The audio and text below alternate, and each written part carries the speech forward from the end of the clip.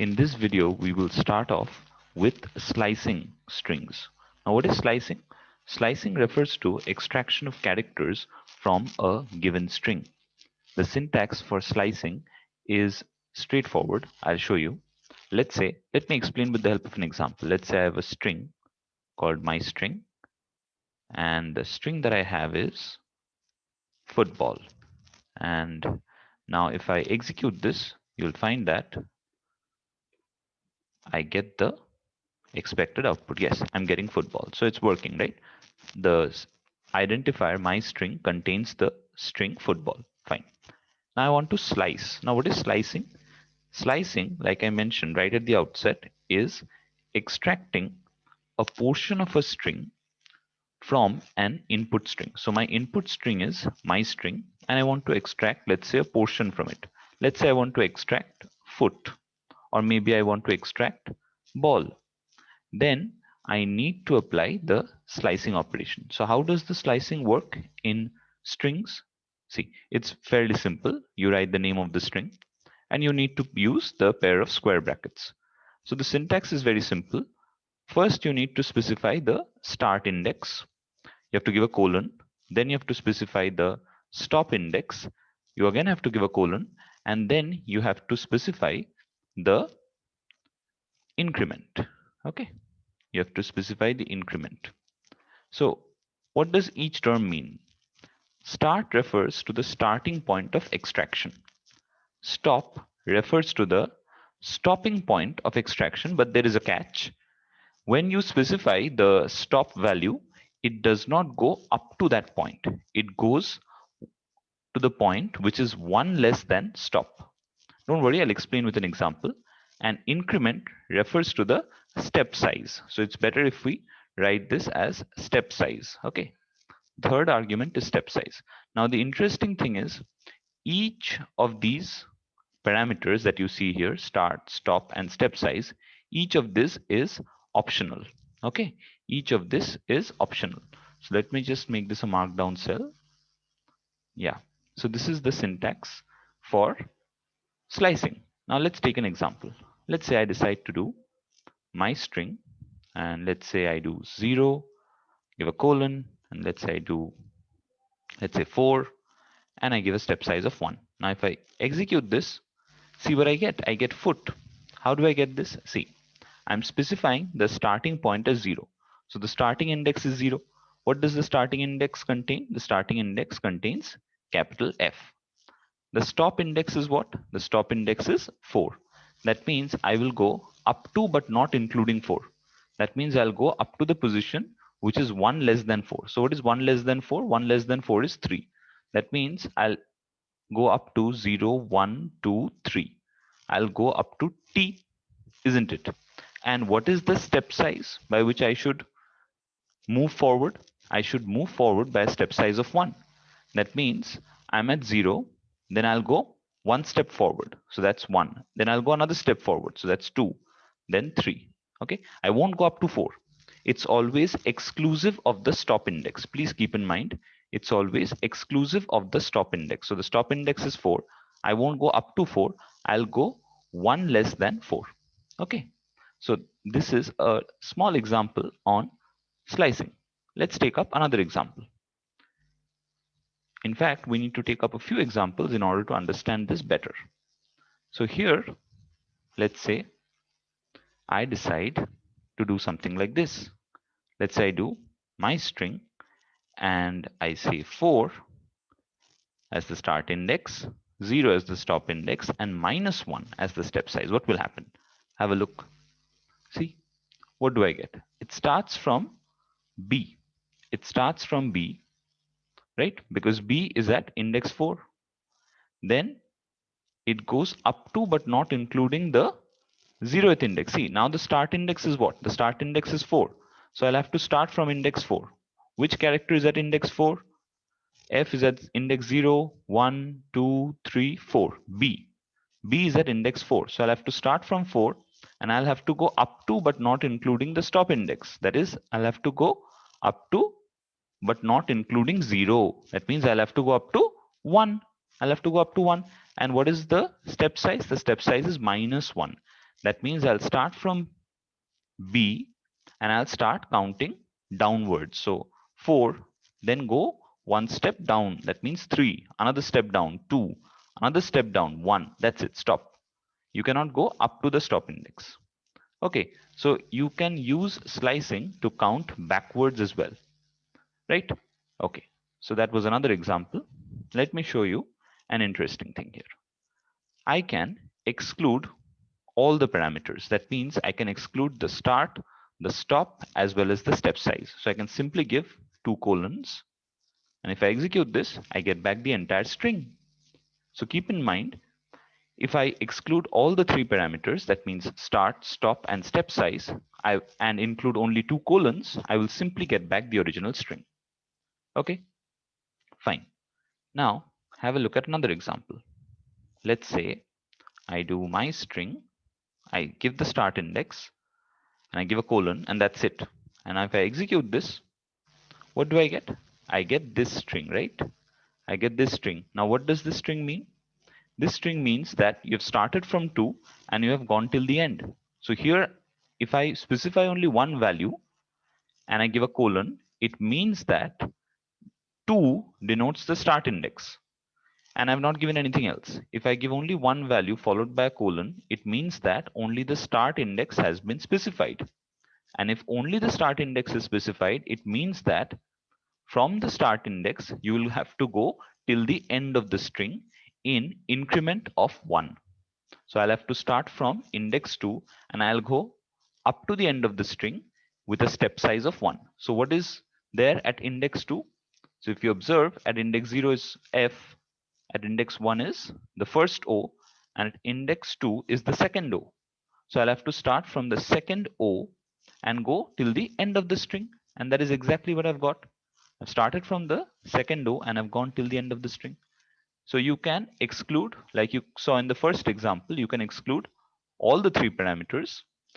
You can exclude, let's say, the stop and the step size parameters. You can include only the start parameter.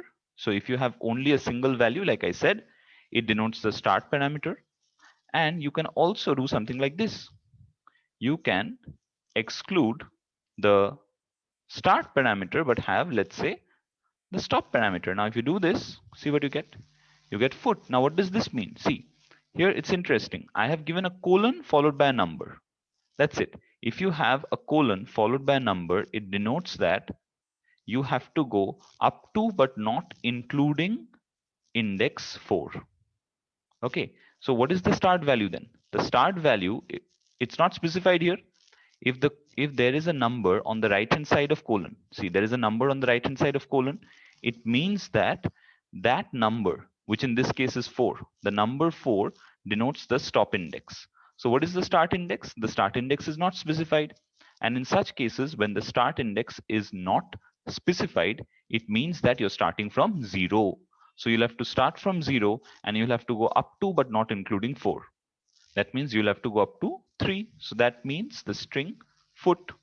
And since I have not mentioned the step size, it is automatically taken to be 1. If you do not mention the step size, it is automatically taken to be 1. So we have seen another example where we decided to exclude the start index and the step size. So see, in the first case, we saw the scenario where we excluded everything, the start, the stop, as well as the step size, just had 2 colons, we got back the original string here, right? In the second example, we decided to include only the start index and exclude the stop index as well as the step size. To do that, I simply write the value followed by the colon.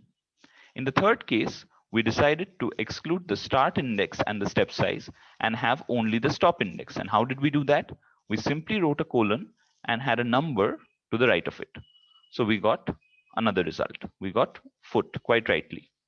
Now, I'll show you another example where I decide to exclude the start index, the stop index, but have only the step size. So if I have, let's say the step size is 1, you have probably guessed the output. It's the same. It's football. So if I do not specify the start index, if I do not specify the stop index, it means that the start index, right? The start index is from 0. The start index is from 0. And if I do not specify the stop index, it means that the stop index is till the end of the string, right? So here I've not specified the start index, I've not specified the stop index, I've merely mentioned the step size. That means it will start from 0 and it will go up to but not including the length of the string. That means it will go till the end. That's why we have got the result as the entire string. Okay, so this was another scenario that is possible. Okay, now next, so this was slicing, right? But it would be unfair on my part to conclude this section on slicing if I did not show you one famous statement on strings. So if I do something like this, if you have gone through Python tutorials elsewhere, you must have seen this. If I do something like this, what will happen? What will happen? Just think about it, pause the video for a moment and give it a thought. Yes, you guessed it right. You will get the string in reversed. See, I've got the string in reversed form.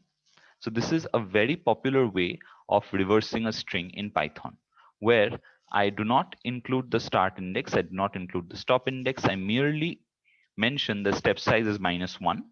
That means it will start going backwards. So if I do not mention the start value, if I do not mention the start index, it means that it is 0. The stop index is till the end, but the step size is -1. So what do? You will you will start from 0 and you will keep on adding the step size. So what is -1? Minus one is nothing but your last character, right? -1 is your last character. If you remember, I'll show you. If you remember the concept of negative indexing, which we discussed in the previous video, yeah, there you have it. So we had this string, the name of my channel, SP Tutorials, and there we applied. So in SP Tutorials, the last character is a small s. So if we do an indexing using -1, what do we get? We get the last character as small s, don't we? We get the last character as small s. Okay. Now, similarly, what we have here is we do not have the start index, we do not have the stop index. So we'll start from 0 and we'll go in step sizes of -1. So 0 -1. -1 means small l. Then -2. That means, see, -1 refers to the last character. So that is small l. Then -2. Next small l. Then -3 a. -4 b. -5, -6, -7, -8. In this way, you form the string from the reverse end. You form the string from the reverse end and you get the string in the reversed form.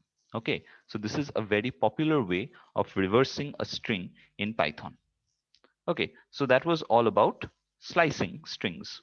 Now next, I would like to take up a point, or let's say I would like to take up a section where I discuss string functions. Very important.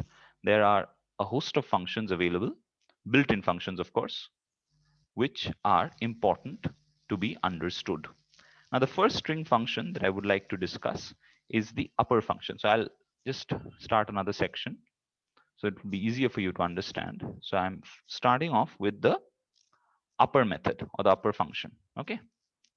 So the upper method, like you can understand from the name, it is used to return the string in uppercase. So I'll give you an example. Let's say I have a string. Let me form a string using mixed case. So I have characters. I hope I got the spelling right. Yeah.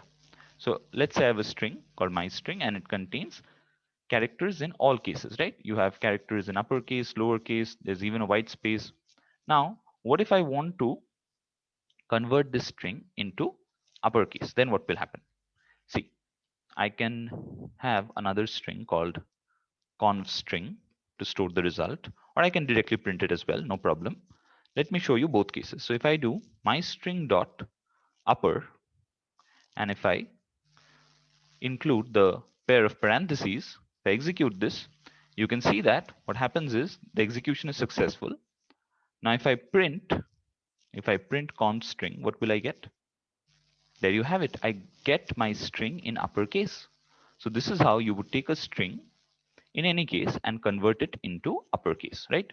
Now what happens to the original string? Does the original string, which in this case is my string containing my channel name in mixed case, does it get altered? Let's verify. So if I decide to print my string, what do I get? If I decide to print my string, it doesn't get modified, okay? It doesn't get modified. The original string remains intact, but it returns the string in uppercase. The original string is converted into uppercase and it is returned. So the uppercase string is stored in const string, right? It's stored in const string, and that's how it works. So since the upper method, what you can do is you can just add a point here, and that point would be something like this. It does not take any string as an argument. It is it is invoked on a string. Now that string can be a string variable or a string constant. So it is invoked on a string variable or constant, of course, using the dot operator like you have seen, right? So here we had invoked the string variable called myString using the dot operator. We can also do it with a constant. I'll show that to you very shortly. So it can be invoked, or it is invoked on a string variable or constant using the dot operator, and it returns, mind you, it returns the string in uppercase. It returns the string in uppercase, and also the original string is left unchanged, right? So these are the few points that you need to keep in mind. So let me demonstrate this point where we can invoke a constant. We can invoke the upper method on a constant. Let me show you that. In fact, I'll use the print statement directly. Since the upper method, if you look at the second point, it returns the string in uppercase, I can directly use the print method. I can directly use the print function with it. So I can say something like hello world dot upper. So see what I get? Exactly what I expected. What did I do in this case? What did I do differently? I simply invoked a constant. I simply invoked the upper function on a constant called hello world, which you can see is in mixed case, and I decided to print it directly. Now this is possible because see, I can directly call the upper function on a string and pass it to the print function only if the upper method returns a value. So in this case, we saw that the upper method returns the string in uppercase, so we can pass it to the string function. So we'll directly get the return value as output. The value that is returned by the upper function is printed directly. In the first case, we stored it in a variable called const string. In the second case, we invoked it on a constant and printed it directly. Mind you, this is possible only if the upper function is able to return a string. In this case, it is able to return a string, and that's why we can print it directly. We can pass it to the print function directly. Okay, so that was about the upper method. Now, no prizes for guessing that if there is an upper method, there has to be a lower method, right? So yes, we have a lower method as well. So I'll just talk about that quickly. So we have the lower method. I'll keep things consistent. So this is our lower method, and I'll also include the bullet points here. So I'll just copy this. I'll execute this again so that it's back. Yeah, it's back. And what I can do is I can simply copy paste. So I just remove this upper part. Yeah, so it is the lower function. It is invoked either on a string variable or constant using the dot operator. It returns the string in lowercase. Keep this in mind. It returns the string in lowercase. And of course, the original string is left unchanged.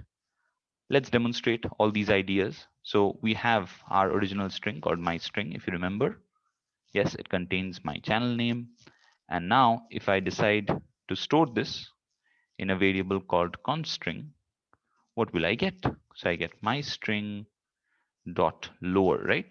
I use this function, and let's say I decide to print. I decide to print const string. I can even have a message here just to make things better.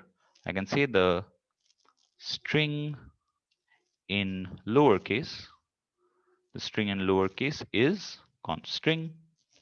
And also what I can do is I can print the original string. So I can say the original string is, the original, I hope I'm getting my spellings right. The original string is my string, right? So if we execute this, and yes, it's working, right? The string in lowercase, as you can see, all the characters have been converted to lowercase, but the original string remains unchanged. The original string, which was stored in my string, remains unchanged. Now we can do the same thing on a constant. We would require just one statement, like we saw in case of the upper method, where we were able to demonstrate a constant being converted to uppercase using a single print statement. We'll be able to do that here as well. So we can say print, let's say something like good day, which is in mixed case, and if I invoke this lower method on it, if I decide to print it, yes, I get the string in lowercase. What if my string is already in lowercase? Will there be any difference? Obviously not. If I pass a lowercase string, it will still be the same, right? I'll still get back the original string, right? So no changes there, no errors there. So in this way, we can convert a string either to uppercase or to lowercase. Now, there may be situations where we would like to get rid of white space. Okay, this will bring us to our next function. I'll tell you about it. Let me again start another section. So there may be scenarios where white space, let's say before the actual text and after the actual text. I'm not talking about white space in between. White space in between is significant. You need to separate your words using white space.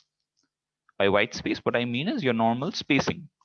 But having white spaces before the start of a string or after the end of a string kind of seems unnecessary. And there may be situations or there may be requirements where you would like to remove these unnecessary trailing spaces as well as beginning spaces. And how do you do that? There is a function for it, and that function is the strip function. Okay, using the strip function, we will be able to remove unnecessary white spaces at the beginning and the end of the string. So the function is called strip, and let's demonstrate it. Okay, let's demonstrate the strip function. So the strip method, remember, it removes any white space from the beginning as well as from the end. So let me have this string called my string, and I'll just pad it up with unnecessary spaces just for demonstration. Again, I'll use the name of my channel. So you can see I have a lot of spaces, a lot of unnecessary spaces at the beginning and the end.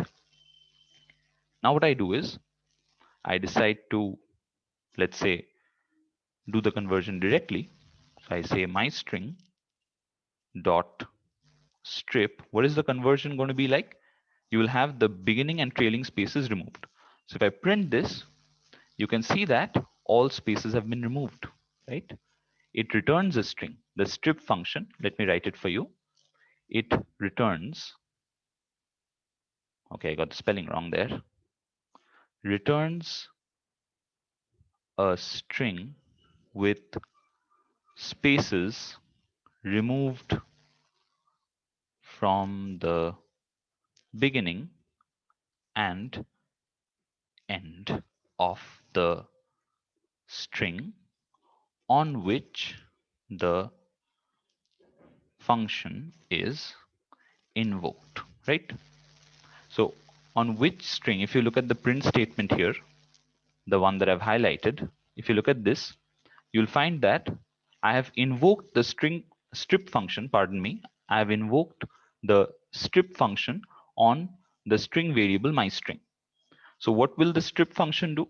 It will remove the spaces from the beginning as well as from the end. So it will remove the spaces from this string called my string. So it will remove these beginning spaces as well as these trailing spaces, and it will return the string with these spaces removed. Now, since it, like I mentioned, even in case of upper and lower, since the strip function also returns a string, I can directly use it in my print function. I can directly use it in my print function since it directly returns a string. Or I could also store it. I could also store it in another variable.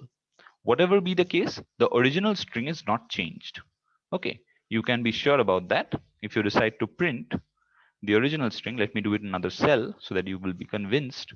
If I decide to print the original string, you see it remains unchanged. Have a look. There are spaces at the beginning and there are also spaces at the end. Okay, so the original string, like in case of upper and lower, remains unchanged. I hope you're getting the point, right? So I'll just be absolutely sure that you are getting the point.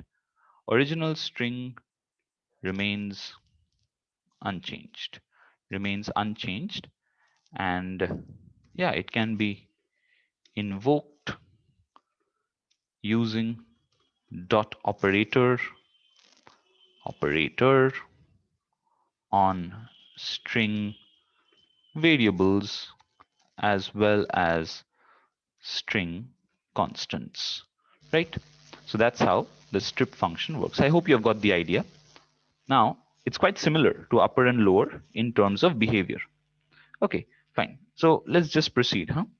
Let's proceed to our next function that I would like to discuss. And this next function is another very useful function, mind you. It's the replace function. Okay, again, I'll just create a section. I'll call it replace. So we have the replace function at hand. Let's discuss it. So what will the replace function do is it will replace a string with another string. Okay, so let's say you have an original string, and in that original string, let's say you want to replace a particular string by another string. I'll give an example. Let's say you know what is there in my string. It contains, again, like I've been saying, my channel name. Now, I do not like these spaces, so what I'll do is I'll just make the necessary modification. Let's say I come up with a new string. Let me call it good morning. So my string contains good morning now. Fine. Now let's say I want to replace this word morning with evening. In such a case, the replace function would first come to my mind.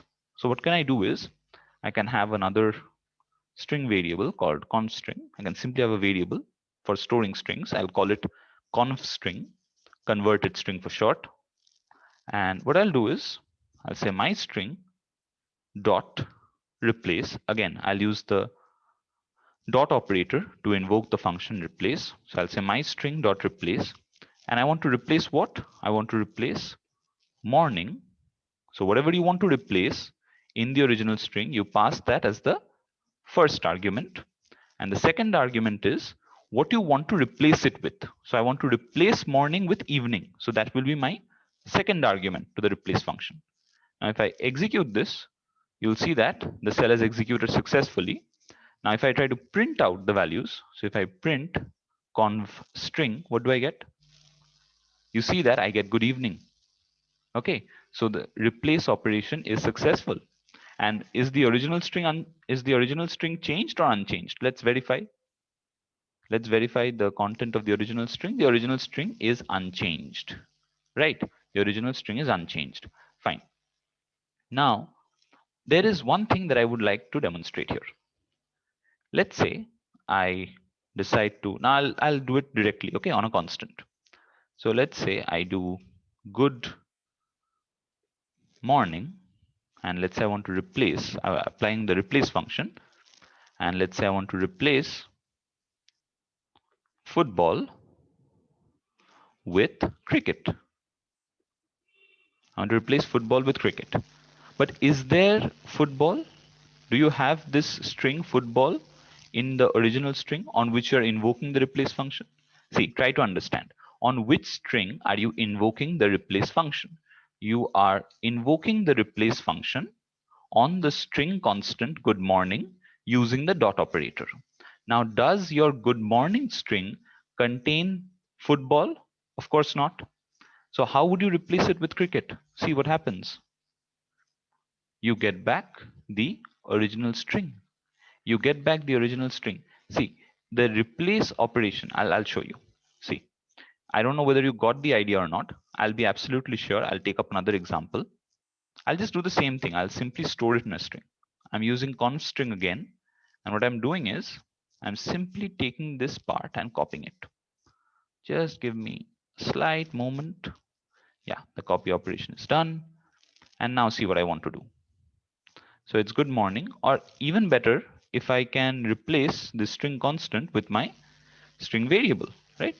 I can simply say my string dot replace football cricket. Now if I execute this, you see I get back the next cell. That means the execution was successful.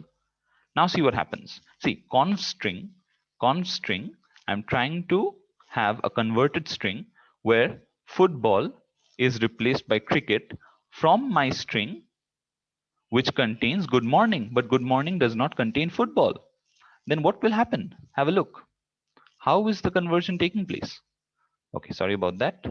Typo there. So if I print this, what do you find? You find the original string. So what is the conclusion that we can draw from here? The conclusion is, if we are trying to replace a string which does not exist in the input string. Here, what is the input string?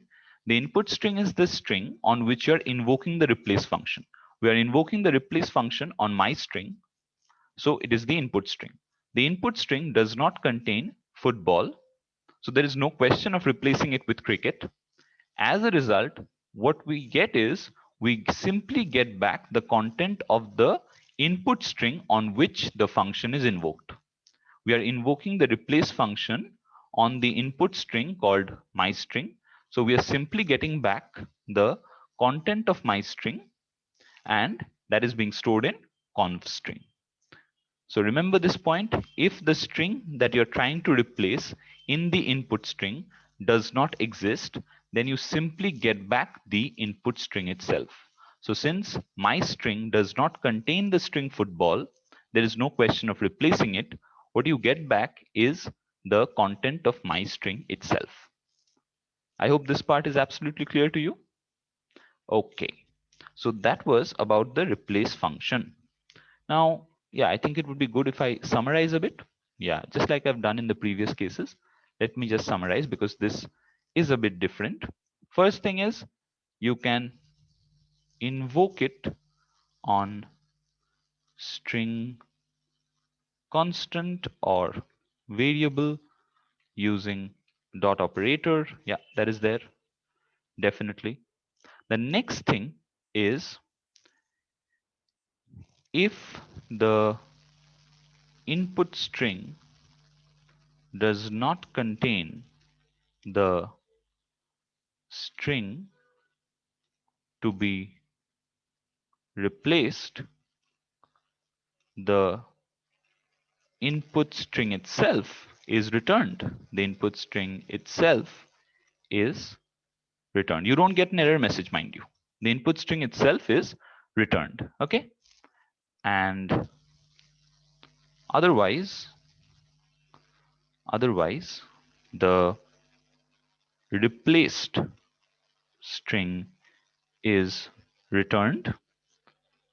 And I'll just club it in this point itself. And the original string, which is our input string, remains unaltered. I hope I got my spellings right. If I haven't, please pardon me. So this is what it is, right? So you can pause the video and go through the summary for a moment. I'll just move on to my next function. Next function that I would like to discuss is the split function. Okay, another very useful function. Now, split, in order to explain split, you need a fair knowledge. I wouldn't say much, but a basic introduction on lists. So what is a list? For now, just keep in mind that a list is a collection of elements enclosed within square brackets. Okay, so anything enclosed within square brackets is a list. I'll just convert this to code. Yeah, so anything, you have a list of items. You can have a list of items. And what is this list of items? You have elements which are enclosed within a pair of square brackets and separated by comma. That would make up your list. Now the split function that we are about to discuss will return a list. Don't worry, we'll take up list in our next set of videos. Once we are done with strings, we will take up lists. So just keep in mind that we are discussing the split function, right? So split function is interesting because the input that it takes, we start a bullet, the input that it takes is a string, definitely, but the output that it produces is a list. Okay, I'll show you. Let's say I have this string called my string, and let's say I have something like good morning, my dear friends. Okay, and let's say I decide to invoke the split function on this, and what I can do is I can assign it to something called output list. Yeah, so if I execute this, see, it executes successfully. That means things are working. Now, if I print output list, what do I get? Ah, yes. Have a look at this. See, when you're invoking a split function, or when you're invoking a split call on the string using the dot operator, what happens is wherever there is a space in the string. So here you find a space, here you find a space, here you find a space, here you find a space. Wherever there is a space, the string is split. The string is split in terms of spaces. So so you're, see, what happens is, this is how it works. So you're getting a string, you're getting a character G, another character O, D, you're building up your string, and the moment you get a space, what you do is, okay, I'm done with building my string. It's done. So my first list item is good. Let me add it to the list. So add it to the list. Now let me, so since I've seen a white space, let me start rebuilding my string. Okay, again, M-O-R, I'm building, N-I-N-G, I'm building. The moment I see a space, okay, my building is done. The next list item is morning. So let me put it in the list. It goes in the list, morning. Again, let me start building again. So my my, again I get a space. So stop the building. I've got a list item called my, put it in the list, done. Again start building, D-E-A-R, I got a space, stop building, put it in the list, dear. Same with the last word that we have, friends. Okay, so this is how it works. So if you do not specify anything, if you do not specify any argument to the split function, see, the split function is invoked, right? The split function is invoked on a string variable, like you can see here, my string, or it can also be invoked on a string constant. It can also take an argument. See, I have left it blank. If I do not pass any argument, then by default, it splits on a white space. I have not passed any arguments, so by default, it will split on a white space. You can explicitly mention that I want to split on a white space. Even then also, you'll get the same output. No problem. But if there is any other character on which you want to split, then it becomes useful, right? If I had, let me just change this string. For some reason, I decide to give a comma after every word. Okay. And now if I say split on a comma, see what happens? I get back the same result. See?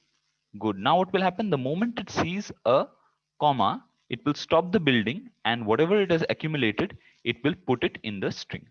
I mean, it will put it in the list. And if you observe the output that you have, there are items, right? Good morning, my dear friends. These are how many items? 5 items, and they are enclosed within a pair of box brackets. That means this is a list. It is a list. Okay. So this is how you can use the split function. There are other ways of using it as well. Now it all depends on the application. If there is any special character on which you want to split, you can pass that to the split function argument. The moment you pass it, and wherever that special character occurs, the one which you have passed to the split function, the string will be splitted at those points. So here I've passed a comma. So wherever the comma occurs, the string is splitted. Okay, so that's how the split function works, right?